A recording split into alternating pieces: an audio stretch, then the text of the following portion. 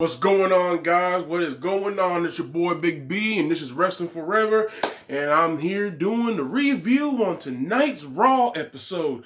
And okay, so literally this is what they were used to call the Royal Rumble Raw because it's the night after Royal Rumble, but whatever. Let's just get into it. Man. Let's not waste any time.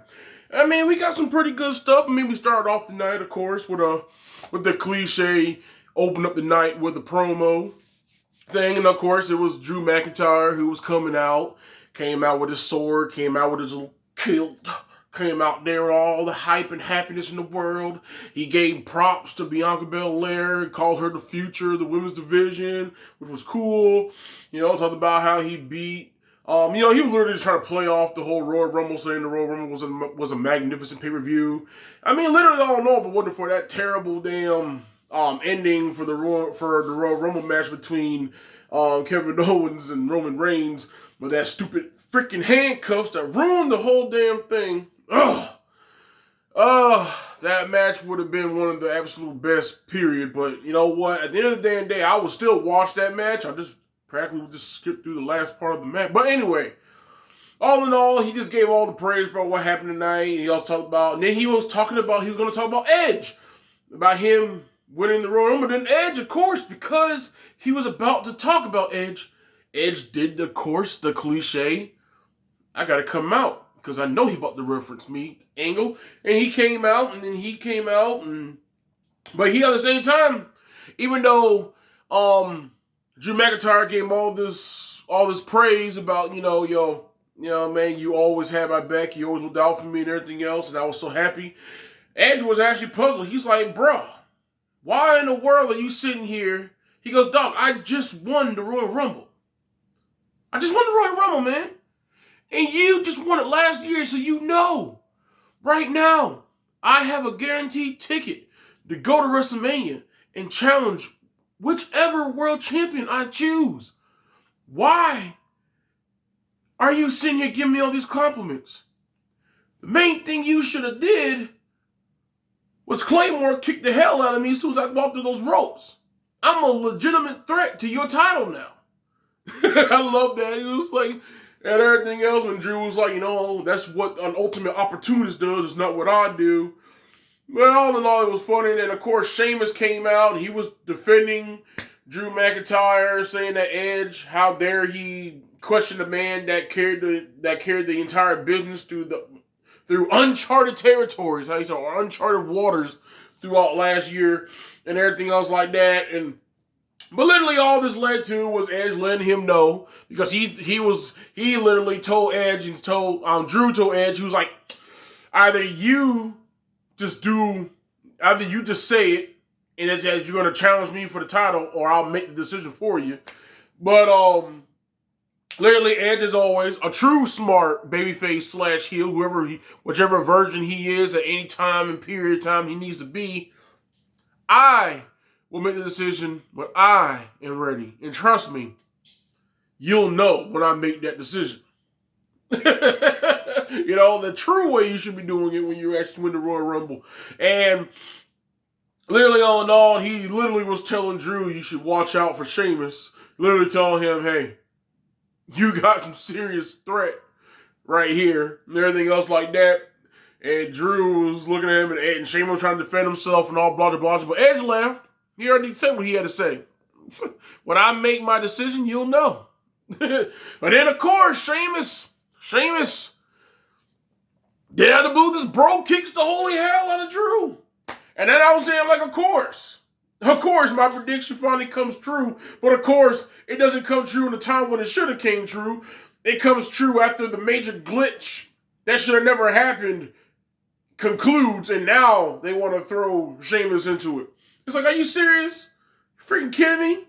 This is what we should have been doing for the Royal Rumble. It would have made complete sense to do that at the Royal Rumble. That was the perfect time to do it. But no, Vince McMahon, he had to bring Goldberg out. And Goldberg had to come in and do all this stupid crap. All this stupid ass crap. And lead to a match at Royal Rumble that should have been this story angle right now. And what? It's like all of a sudden now, oh, it's over. Okay, let's go back to how the story should have been from the get-go. I got my damn balls no longer wet no more. My balls are satisfied. I can go back to the storyline everybody wanted to see from the get-go. Okay, because literally now, when the way that Sheamus did it, it was kind of anticlimactic. You know, I still want to see the match, but it was anticlimactic because instead, how they had him come out and do the defending and all of a sudden the blue, now I'm just going to bro kick him. Now I'm upset because all everybody want to call me is Drew McIntyre's friend. That's all I'm being called is Drew McIntyre's friend. Well, I'm no longer Drew McIntyre's friend. No, come on. Now, see, if this would have happened around Raw Legends, that would have made more sense. But now that there's a big-ass gap, you're like, man, really, this is how you do it? You guys should have did like 1 or 2 weeks.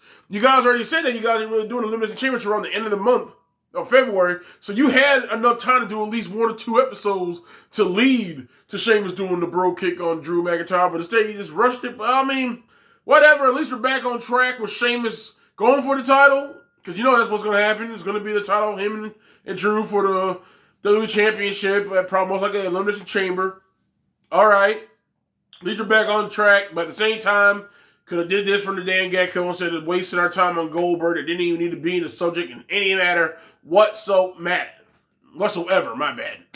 Jesus, I can't even get my damn words out, man. I'm so sick of that damn Goldberg shit. Anyway, we started off, after all that concluded, we started off with the United States Championship match. And at first I was all happy. I was like, all right, I'm going to see a slugfest.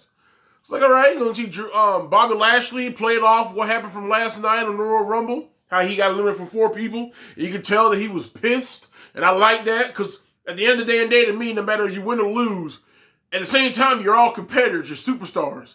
You shouldn't be walking out smiling. At the end of the day, I'm not saying you got to be a sore loser or anything, but you should walk out. This is the night where you should be walking out, eager to truly make a statement. Last night was a fucking fluke.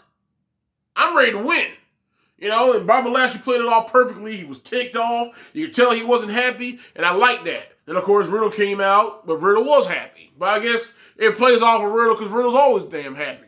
But anyway, but then it surprised me because at first I was like, okay, we're just going to see a title match, whatever. I don't mind that. But then I saw the blue, Bobby Lashley just snapped and just literally put the hurt lock on Riddle and didn't let go, even though he was all in the ropes, and he just went all wild and crazy on him. Then he did the Hurt Locker again after the DQ bell ran off. And all of a sudden he got on Riddle again. And he had freaking MVP like, man, what you doing? Stop, bro. Stop him. And he got Bobby Lashley like, no, he got to die. He's got to die. Well, okay, he didn't say that. But, at the same time, it looked like that the way his eyes were. And then all of a sudden he threw him over to the barricade. And he went back over to the barricade again. He did it again. And he just did it again. And he threw Riddle's ass over the barricade, over there by the damn screen. I was like, oh my God. I said, that's what I'm talking about. I said, now, if they continue, that's a good step towards enhancing Bobby Lashley's heel turn as a dominant badass throughout this last year. This is a great stepping stone to get him up to the next level. I like that. I like it. He's still United States champion. He's still in the mid-card, but they enhance his seriousness. Now, if they can capitalize on this and carry that ferociousness on to a couple more months, even down to WrestleMania, I'd be all for it. I'm actually all for it. I want to see more of this. He need to get kind of hard on his two damn comrades right now in the Hurt Business, get their ass straight, because this shit's annoying with them. I hope they eventually get over this crap, because this is stupid. And but anyway, so yeah, it was a DQ. Riddle won by DQ, so he'll most likely probably get a rematch somewhere down the road. But anyway, after that, we had the damn Xavier Woods, and Kofi Kingston was back, and they're ready to get into business. They had the little fun promo and everything else like that. And then we had a little promo by Mustafa Ali, who was also talking about he wanted Kofi Kingston to be out there while he actually obliterated and decimated and beat the holy hell out of Xavier Woods in front of him and everything else. But you know why? That didn't happen. You want to know why? Because the most devastating move in all of damn sports entertainment, all of wrestling, the roll-up came back. And you know what? It was a crafty roll-up, but at the same time, it happened. Victory to Xavier Woods. Mustafa Ali lost by a roll-up. So, whatever. Then we went on to Then we went on to Damien Priest versus Miz after a Miz TV again. And this time he had Bad Bunny on the thing. He wanted him and Bad Bunny to both apologize to each other. Bad Bunny was like, I'm not going to apologize for anything. He was trying to get Bad Bunny to still join up with them to make a record and stuff. It was just the same cliche stuff that they were literally trying to do in the pay-per-view. Literally, all in all, then we just let Bad Bunny let him know the only reason why he came out here is because a friend of his wanted to be on the show. Find out that's Damien Priest making his debut on Raw. Actually, I'm literally saying making his debut match on Raw. Having his first match on Raw. Because literally, Damien Priest already did his debut on Raw 2 years ago.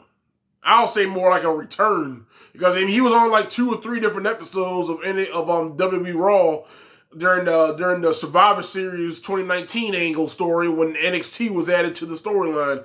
But man, at the end of the day, and literally, come on, he kind of made his main event. He kind of made his main Raw debut with the Royal Rumble. That was his main roster match. That was literally to me his first debut match anyway. But his debut match on Raw. That's what I'm going to say. So his debut match on Raw, he ends up beating Miz. Of course, Bad Bunny smacked the holy hell out of John Morrison with the microphone because John Morrison was trying to do a cheat stunt by handing Miz the briefcase. Bad Bunny grabbed the briefcase from him. And then when John Morrison was trying to get it back to him, he gave it back to him and he smacked the holy hell out of John Morrison with the microphone. It was funny. Damien Priest had a good showing against Miz. Got a good victory over a former world champion, former WrestleMania main eventer. And one of the greatest Intercontinental champions of all time. So that's at the end of the day, that's still a great victory for him. Happy for him for that. And then we had other things like they are showing that thing about Riddle still being waking up from being unconscious, not knowing that he was in a match, not knowing that who he was fighting. He had lost all memory of that and everything else. And he played it off good of really totally getting his ass whooped in that match. So in that fight, literally all that. And we also got a thing from Orton, who gave us a promo, an awesome promo as always. Especially when it comes to these last couple years with his total badass promos, literally laying the whole history of him and Edge down for the last year. It was great. Man, go watch that promo. I enjoyed it. Edge did one later on. His one later on, too, was great. Like always, Edge always pulls off. That's the reason why I like guys. In another video, I'm going to explain stuff like that. Another thing. In a wrestling discussion, I'm going to totally discuss stuff like that. That's the reason why I like stuff like this right now. After that, we had match 4, where it was a Raw Tag Team Championship match, where the Hurt Business faced Lucha House Party. They were a little bit better. Him and Shelton and Cedric were a little bit better tonight as a cohesive unit, but Shelton still got a little touche, a little payback on Cedric because he tagged himself in at the end of the match when Cedric was about to win the match for them. He took the win instead, like how Cedric did a couple weeks ago. I loved it. But at the same time, I'm really hoping I'm going to let it go as long as they get better with it. Because if they have it where they end up falling out, that's going to be stupid. And I'm going to be pissed about it. But right now, I'm going to let it slide. I let it slide. They won. They retained the titles. It was a great match. It went back and forth. There were several times where I literally thought Lucha House Party was going to win the match. So I was actually shocked. I liked them to shock in all moments. And at the end of the day, we got a great match. They did a pretty damn decent good match for a Raw. You know what I'm saying? So I'm all happy for that. Then we had the triple threat tag match where the number one contender, the winners win number one contender ship match against Nia Jax and Shayna Baszler for the women's tag team championships. And it was Asuka and Charlotte versus Rose and Brooke versus Naomi and Lana, who were two people that just returned back to TV after injuries or kayfabe injuries and returned back 2 nights ago now, because I'm doing this in the early morning of Tuesday. So 2 nights ago at Royal Rumble. So literally all in all, it ended up going to the point where Asuka and Charlotte were about to win, then Ric Flair came out again along with Lacey, and then Charlotte got pissed off, so she just tagged Asuka in, and then she started walking down towards the damn ramp. I was like, oh, damn, boy. But I mean, at the end of the day, we knew that to say that because Oscar got to eventually go her way. Shaw's got to go her way. But at the same time, she's getting fed up with her father and Lacey Evans' annoying ass right now, and so she was going to go look for them. They never really continued the storyline for that, so I don't know. Rather just wait till next week, sadly. But anyway, but Naomi got the rear view on Asuka, got the pinfall victory, and then her and Lana are now the number one contenders for the women's tag team championships. We know those ain't changing hands. Elias and Riker then went toe-to-toe in a tag team match against Jeff Hardy and the returning Carlito, who's back on Raw. I'm happy as hell. I love me some Carlito. It's been 10 years too damn long. I'm happy to see him back. And the boy got swole, man. He got swole. You know, he's now 240 pounds. That man is no longer no lightweight no more. He looks damn good, man. That guy is off. I mean, he's on his damn peaks. I'm happy to see him back. And trust me, Raw can use you, Carlito. Trust me. They need you. They need you. So trust me, they're going to use the hell out of you, and they got no choice. They need your ass. And all in all, Hardy and Carlito did a good little collaboration. Carlito did his backstabber, and then he tagged in Jeff. Jeff did the damn Swanton Bomb. You know, Carlito did an old school classic veteran move in the tag. He baseball slide Riker in the chest, made sure he couldn't come in to break up the count. Jeff Hardy got the pinfall on him. 1, 2, 3, they win. You know, actually, it was funny too. Is that, you know, Damien Priest even got respects from Edge. Edge gave him his praise, told him that he was very damn proud of him of what he did at the Royal Rumble, and he thinks he's got a great future, and he's damn proud of him. So, I mean, you getting a damn handshake from Edge on your first damn night on Raw and the main roster. That's already a hell of a damn thing, saying, yo, man, you got a damn good chance of being a major star, boy. You keep up the good work, man. Damien Priest, what he did for that night showed that he's ready for the main star. He's ready for the main event, the big lights. So I'm happy to see what he's gonna do. Along with that, then we had Alexa Bliss versus Nikki Cross. Of course, as always, Nikki Cross is awesome. I mean, I really wish that Nikki Cross would just go back to being the Twisted Sister. That was my absolute favorite gimmick of Nikki Cross. Maybe someone on the road she'll do it again, but you know, it's all right. At least they still catching the storyline. Nikki doesn't want nothing to do with Alexa. She's hoping Alexa would just leave her the hell alone. She don't want nothing to part of her no more. She just wants to focus on her career, but no matter what, she still gets pulled towards having to face Alexa. Alexa snick in her face when she's like, "Would you just leave me alone?" And she's like, "Yeah."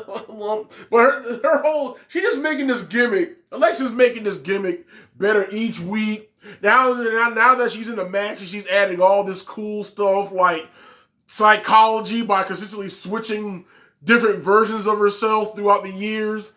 You know, like how she just did tonight when she's sitting at like she's the old tag team partner, Nikki Cross. She's like, "Come on, girl. Come on, let's do this. Let's have fun," and everything else like that. And all the Gideon and all. Now she's doing a little childish stuff. Like, every time she gets a good hit, she be, yes. And she be jumping around and clapping. And I just love all of it. This is the funniest stuff in the world. Love Alexa Bliss right now. I'm telling you, boy, by the end of this damn year, I'm pretty sure Alexa's gonna have the title again because she's gonna be so damn gravitating. I tell you, man, Bray's awesome, boy.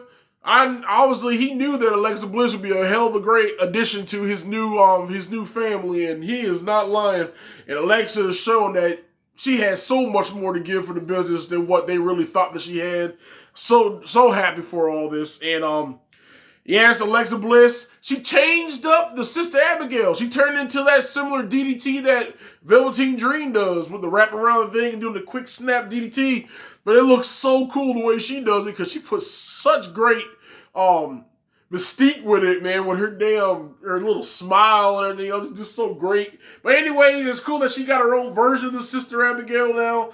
I like it. And she wins fair and square, 1, 2, 3. You know, they even had it where while she was leaving, Randy Orton came out, cutting her music off, and he came walking out, and they even had it where they walked towards each other, and Randy Orton would not look at him because he's literally focused on ending his story with Edge. It was great.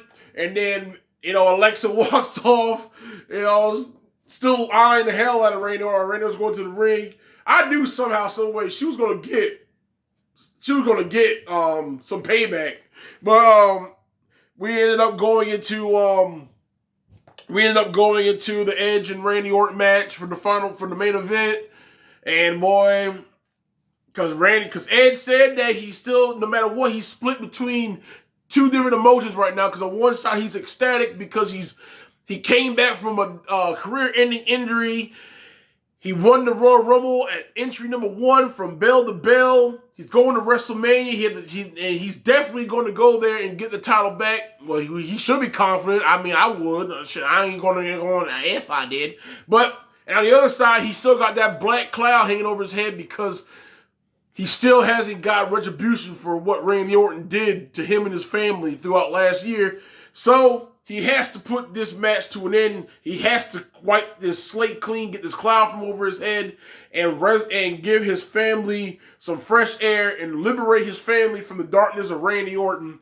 And so it was great. And then they had a great match. They had a pretty damn decent, great match for what they had to work with for the night. They had 15 minutes to put on a match. And I mean, they did a pretty good scale match for it. And Randy Orton was looking good and everything else like that. And at the end of the day, of course, Alexa Bliss came back out. She popped up on top of the totem post of the freaking ring, the ring post on the right far angle. And she just sitting on the ring post, and then when she wasn't smiling this time, she was sitting there. And then when Randy Orton realized that she was behind him on the ring post, and all of a sudden all this blood started pouring out of her mouth. I would definitely distract anybody. Like, what the fuck? It was magnificent. And then all this blood's pouring out of her mouth, and it was to the point where he forgot about Edge. Turned around, Edge speared the holy hell out of him. And then Edge got the freaking pinfall 1, 2, 3, liberated himself from Randy Orton. Now we could finally split ties with these two for a while. We know somewhere down the road they'll probably meet up again. I don't care because most of the time when they do, there's always some good stuff. But we need a break from that right now. Even they realize they need a break from this right now. Now Randy can go focus back on Bray. And Edge can go focus on claiming a championship. Because we can do this somewhere down the road. If Edge wins a championship from Drew at WrestleMania, which would be awesome to me. That'll be a good storyline to do somewhere down the road towards SummerSlam or something. Is Edge against Randy Orton for the title. Edge liberates himself from Randy Orton, goes on to something else. But all in all, it was a good show. And I really liked it. I mean, it was, let me just say it like this.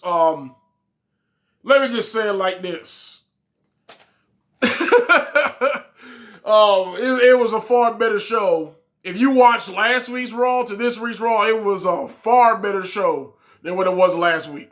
Last Monday was a shit show. That was pathetic.